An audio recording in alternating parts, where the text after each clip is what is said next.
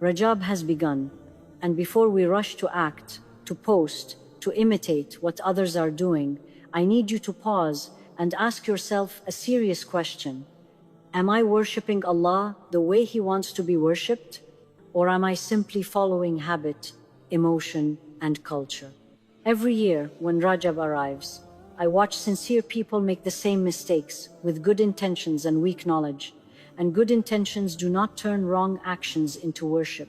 Rajab is not a month of panic, exaggeration, or invented rituals. It is a month of awareness, restraint, and preparation.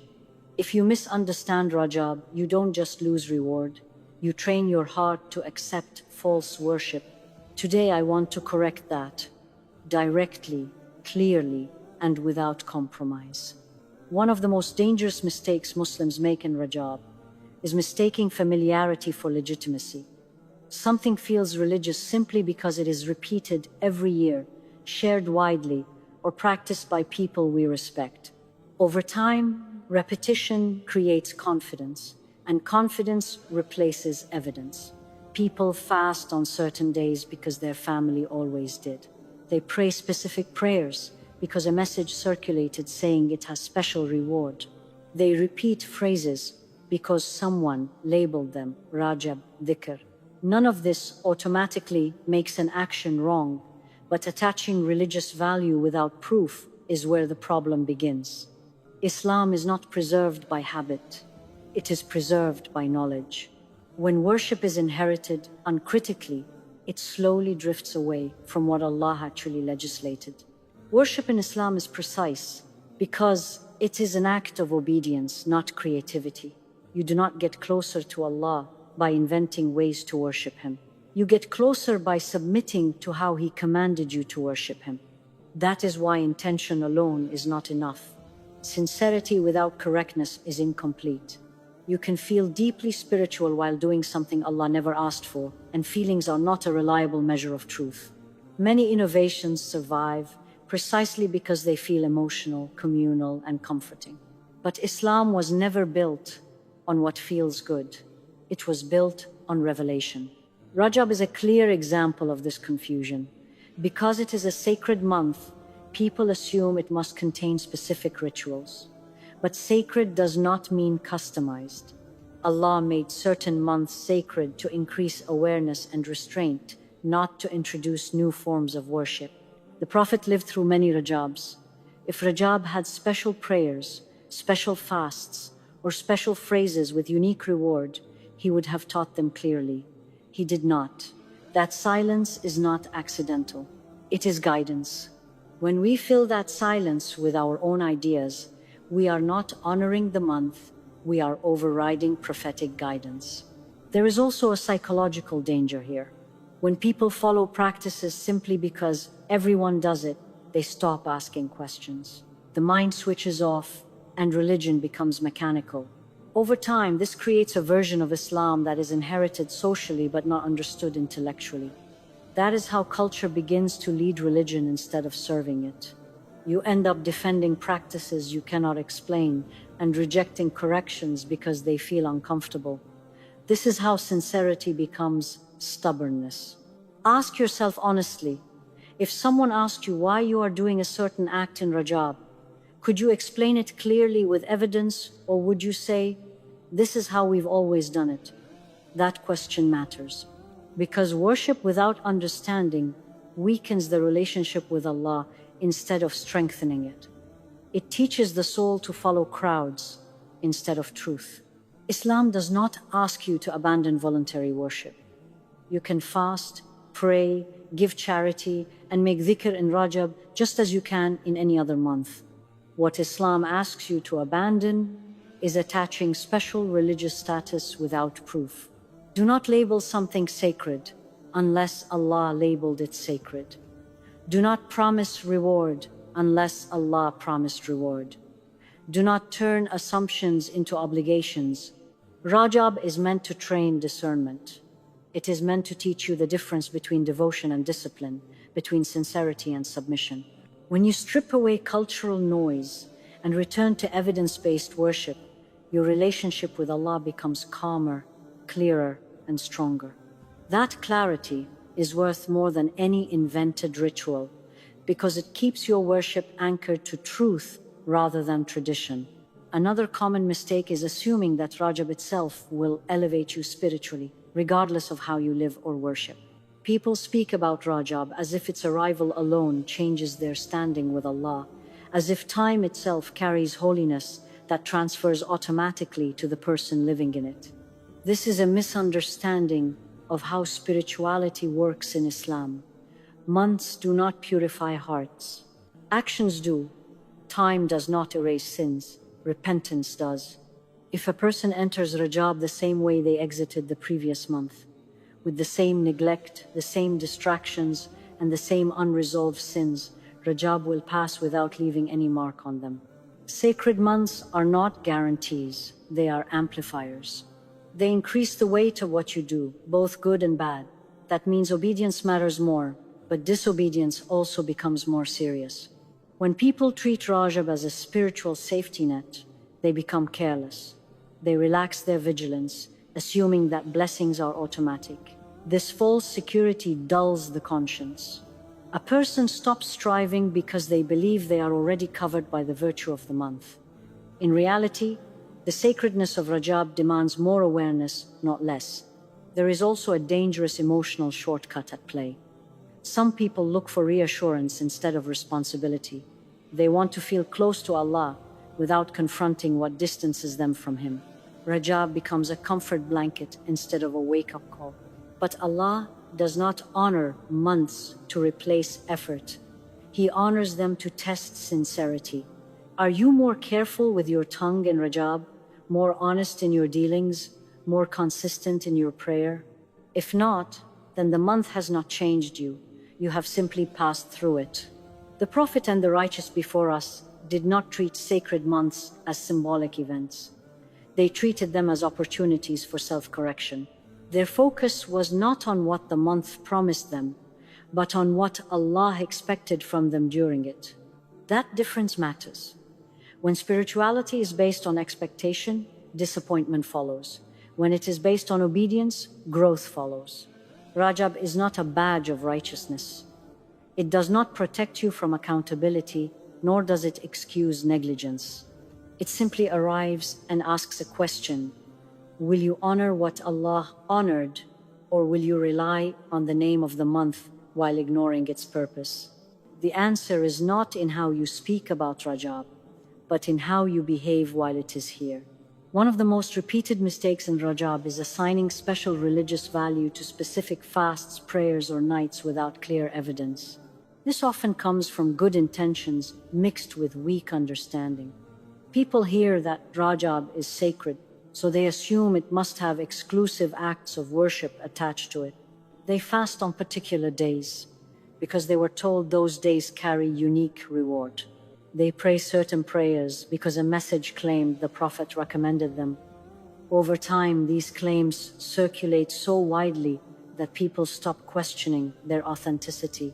What began as assumption hardens into belief. Islam, however, does not work this way. When Allah and His Messenger prescribe an act of worship, they clarify it. They do not leave the Ummah guessing. The Prophet lived through many Rajabs, and his companions observed him closely. If Rajab had specific fasts that were encouraged, or special prayers that were taught, they would have been preserved clearly, just like the fast of Ashura or the night prayers of Ramadan. The absence of authentic instruction is not a gap to be filled. It is guidance to be respected. There is an important distinction that often gets lost. Voluntary fasting is allowed at any time except when prohibited. Extra prayer is always allowed. Remembering Allah is always encouraged. The mistake is not in fasting or praying. The mistake is in attaching special virtue, timing, or reward to Rajab without proof. When you say, "This fast is special because it is Rajab," or "This prayer has extra reward because it is Rajab," you are speaking on behalf of religion. That is not a small claim. Worship becomes innovation the moment we assign religious meaning where Allah did not.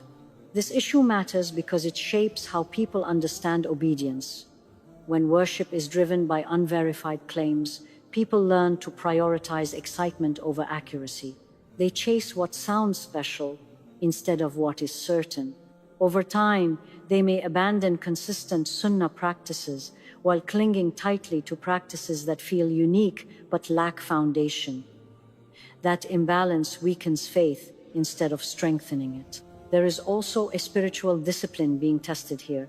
True submission is doing what Allah asked, even when it feels ordinary. It is easy to be motivated by something labeled special. It is harder to remain consistent with daily obligations and establish sunnah acts that do not come with dramatic promises.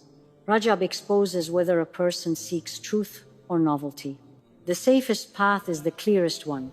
Worship Allah in Rajab the same way you worship Him in other months, with sincerity, consistency, and evidence. Fast if you normally fast. Pray extra if you normally pray. Increase remembrance without inventing formulas. When your worship is rooted in what is authentic, it brings peace instead of confusion, and that clarity protects your faith long after Rajab has passed.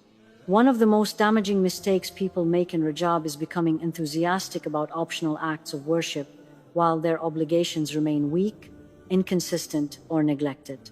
This mistake feels harmless because optional acts look impressive on the surface. They feel productive. They create a sense of spiritual movement. But in reality, optional deeds cannot compensate for neglected obligations.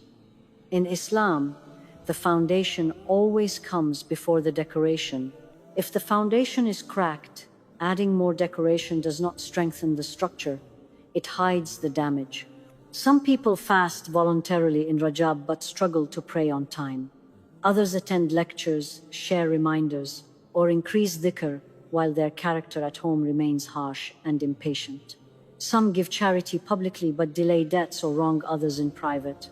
This imbalance happens when worship becomes selective, driven by comfort and visibility instead of responsibility. Allah did not design Islam for us to choose what feels inspiring and ignore what feels demanding. Obligations are not negotiable. The 5 daily prayers are more beloved to Allah than any voluntary fast. Guarding the tongue from backbiting and lying matters more than extra units of prayer. Honoring parents, fulfilling trusts, lowering the gaze, and maintaining honesty are acts of worship that carry more weight than many optional rituals. When these are neglected, chasing extras becomes a form of self-deception. A person convinces themselves they are spiritually active while avoiding the areas that actually require discipline. This mistake also reveals a misunderstanding of closeness to Allah. Nearness is not measured by how much you add, but by how well you obey. Allah draws His servant close first through what is obligatory. Only after that do voluntary deeds elevate a person further. When someone skips that order, they invert the religion. They try to reach Allah through side doors while leaving the main entrance unattended. Rajab often exposes this imbalance because it triggers enthusiasm without structure.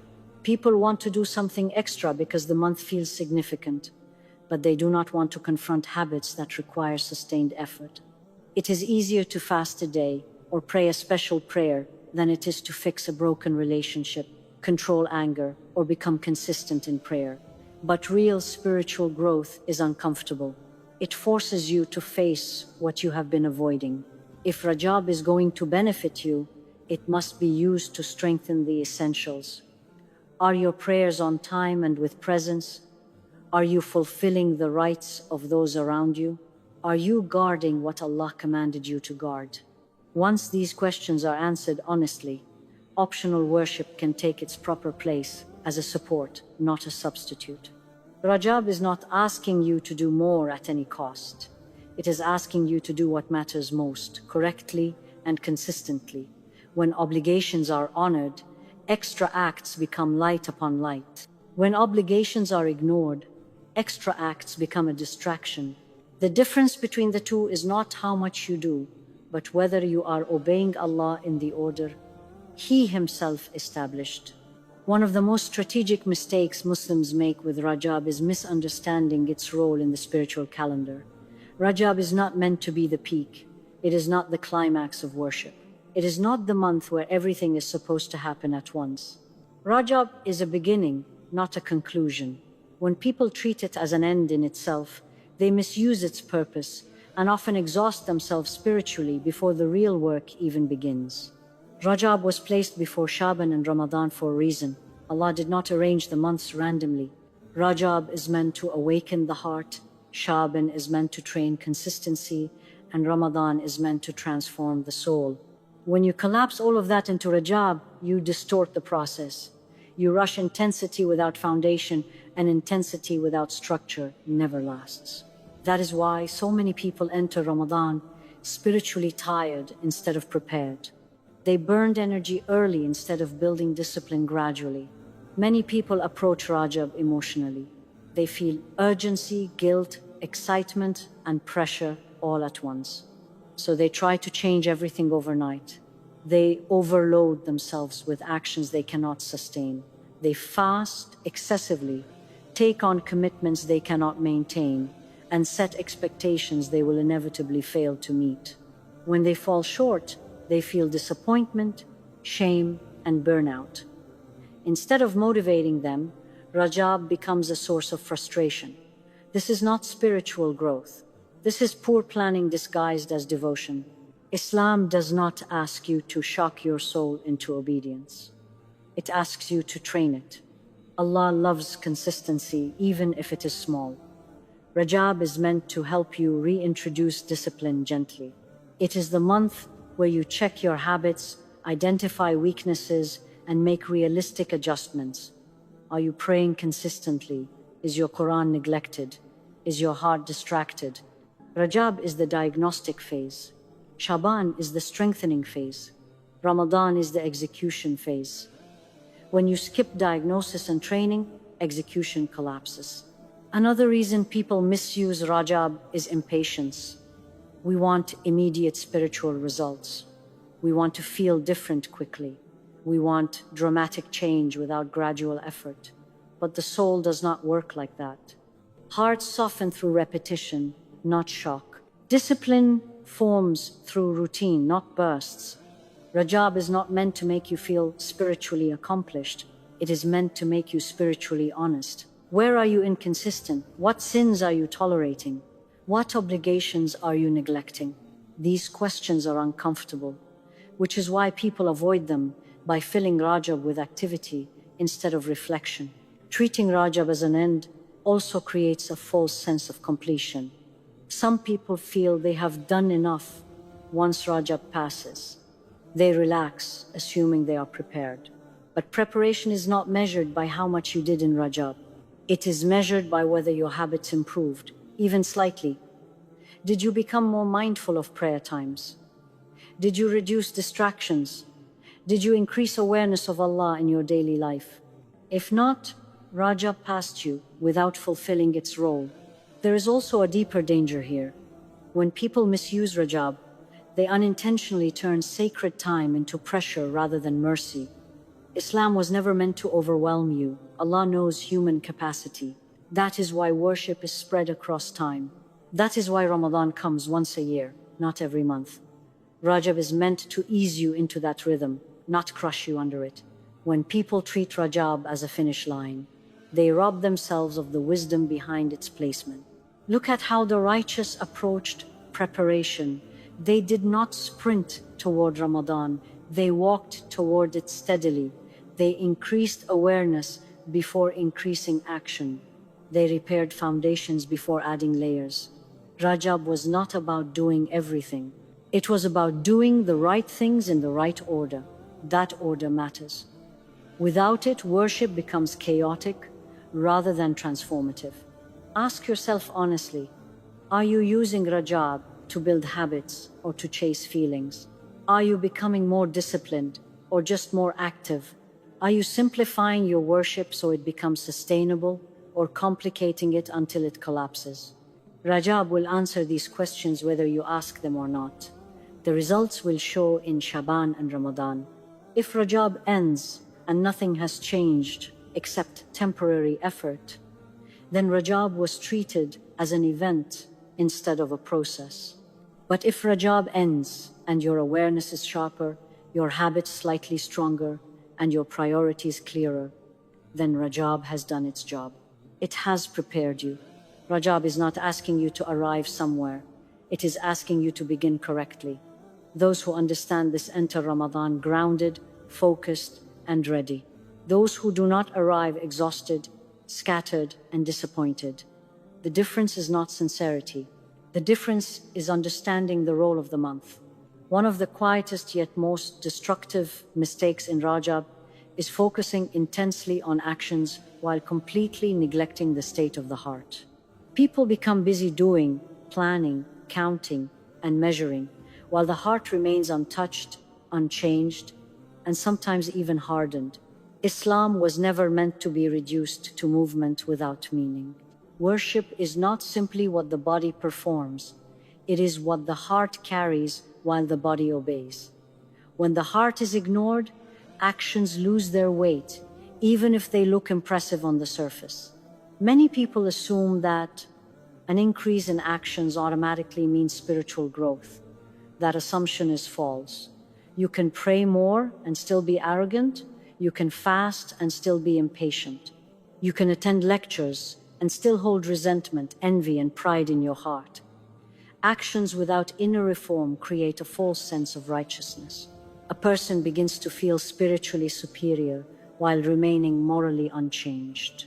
This is one of the most dangerous spiritual traps because it blinds a person to their real condition. Rajab is meant to slow you down internally, not just speed you up externally. It is meant to make you notice what you have been ignoring. Are you praying while your heart is absent? Are you remembering Allah while your mind is consumed by the world? Are you fasting while your character remains harsh? These questions matter because Allah does not accept empty shells. He accepts sincerity, humility, and awareness. Without them, actions become habits, not worship. There is a reason why repentance is central to spiritual growth. Repentance is a heart action before it is a physical one. It requires honesty, regret, and resolve. Many people avoid it because it is uncomfortable. It forces you to confront your sins without excuses. Instead of facing that discomfort, people distract themselves with extra actions. They stay busy so they do not have to be honest. Rajab exposes this behavior because it gives you time, and time reveals avoidance. Another sign of ignoring the heart is obsessing over what others see. People worry about how religious they appear in Rajab. They compare themselves to others. They measure their effort against public standards instead of divine acceptance. When worship becomes performative, the heart shrinks. Sincerity fades. The goal shifts from pleasing Allah to feeling validated. That shift may be subtle, but its consequences are severe. Worship that feeds the ego poisons the soul. The heart also carries diseases that actions alone do not cure. Envy does not disappear with fasting. Pride does not vanish with prayer. Resentment does not dissolve through charity. These require conscious inner work. Rajab is a chance to diagnose these diseases honestly. What makes you defensive? What angers you quickly? What sins do you justify instead of abandon? These are heart issues, and ignoring them while increasing actions only delays healing. Islam does not separate the inner and outer. Correct worship aligns both. Actions discipline the body, and reflection disciplines the heart. When one is missing, imbalance forms. A person may look religious but feel empty, or they may feel emotional but lack obedience. Rajab calls for alignment. It asks you to clean the inside so the outside has meaning. Take time in Rajab to sit with yourself. Silence distractions. Examine intentions. Ask why you do what you do. Ask what you are avoiding. Ask what needs repentance, not just improvement. These questions are uncomfortable, but they are necessary. Allah does not want perfection from you. He wants honesty. If Rajab passes, and your heart is the same, restless, distracted, attached to the world, then your actions were movement without direction. But if Rajab softens your heart even slightly, increases your awareness of Allah, and makes you more humble, then even small actions carry great weight. Real preparation is internal before it is external. Rajab is not only about what you add to your schedule, it is about what you remove from your heart. When the heart is corrected, actions follow naturally. When the heart is ignored, actions become noise. Perhaps the most dangerous mistake Muslims make in Rajab is postponement. People tell themselves that real change will happen later, that repentance can wait, that discipline will start in Ramadan. Rajab becomes a waiting room instead of a turning point. This mindset is not just flawed, it is spiritually reckless. It assumes time is guaranteed. It assumes intention is enough. It assumes Allah will grant another opportunity simply because we expect it. None of those assumptions are safe. Repentance in Islam is not seasonal, it is immediate. The moment you recognize a sin, delay becomes disobedience layered on top of disobedience. Yet many people treat repentance like a scheduled event. They mentally plan it for Ramadan, believing that the month itself will soften their hearts and make change easier. In reality, the heart does not suddenly become obedient because the calendar changes. A heart trained in delay becomes skilled at delay. If you are postponing repentance in Rajab, you are teaching your soul to postpone it in Ramadan as well. This delay often hides behind good intentions. People say they want to repent properly, deeply, sincerely, but sincerity does not require delay. Obedience does not require perfect timing. Shaitan loves postponement because it feels reasonable. It does not feel like rejection of Allah. It feels like planning. But every day you delay repentance, you normalize sin, you make it familiar, you weaken the urgency to leave it. Over time, the heart stops seeing the sin as heavy, and once that happens, repentance becomes harder, not easier. Rajab is a mercy precisely because it interrupts this pattern. It arrives before Ramadan to confront procrastination. It asks you directly, if not now, then when? If not before Ramadan, then why should Ramadan change you? The one who waits for Ramadan to repent misunderstands Ramadan entirely. Ramadan is not a starting point for repentance. It is a multiplier for those who already turned back. There is also a deeper arrogance hidden in delay. It is subtle, but it exists. When someone says they will repent later, they are assuming they will live long enough to do so. They are assuming Allah will grant them that chance. They are assuming their heart will still be responsive. Death does not ask whether you plan to repent. Accountability does not pause because you were waiting for a better month. Rajab reminds us that guidance is fragile. The desire to repent is itself a gift. If Allah places awareness in your heart now, delaying is a form of ingratitude. Many people want to repent but no longer feel the pull. If you feel it now, honor it now. Do not gamble with something so precious. Delaying repentance also weakens preparation. How can you prepare for Ramadan while carrying unaddressed sins? How can fasting soften a heart that refuses to let go of what displeases Allah? How can prayer feel meaningful when guilt is buried instead of resolved? Repentance clears the path. Without it, worship feels heavy, forced, and inconsistent. Rajab is not telling you to become perfect. It is telling you to become honest. Acknowledge what needs to stop. Admit what you have been justifying. Turn back without drama, without announcement, without waiting for the right time. The right time is when Allah reminds you. Those who repent in Rajab enter Ramadan lighter. Their worship flows because it is not blocked by unresolved disobedience. Their hearts are not fighting themselves. Those who delay enter Ramadan struggling, hoping the month will fix what they refuse to face. Rajab is your warning and your mercy. It tells you that change is possible now, not later. Do not waste it negotiating with your sins. Turn back while the door is open, while the heart is still responsive. while the reminder has reached you. Because the greatest mistake is not sinning, it is knowing you need to return to Allah and choosing to wait. Rajab has begun, and now you understand that this month is not about noise, exaggeration, or borrowed rituals. It is about clarity. It is about stripping your worship down to what is authentic, intentional, and sincere. Every lesson you have heard points to one truth. Allah does not want performance, He wants obedience. He does not want rushed emotion, He wants disciplined return. If Rajab passes and nothing changes except temporary effort, then the month was wasted. But if Rajab sharpens your awareness, corrects your understanding, and pushes you to fix what truly matters, then it has succeeded. Do not measure your progress by how much you added. Measure it by what you corrected, what you abandoned, and what you committed to consistently. You do not need to wait for Ramadan to begin returning to Allah. You do not need a perfect plan or ideal conditions. You need honesty, humility, and action now. Rajab is the month that reminds you that guidance is not seasonal and repentance is not delayed. Use this month to realign, to prepare quietly, and to obey correctly. When Ramadan arrives, let it find you already moving toward Allah, not scrambling to start.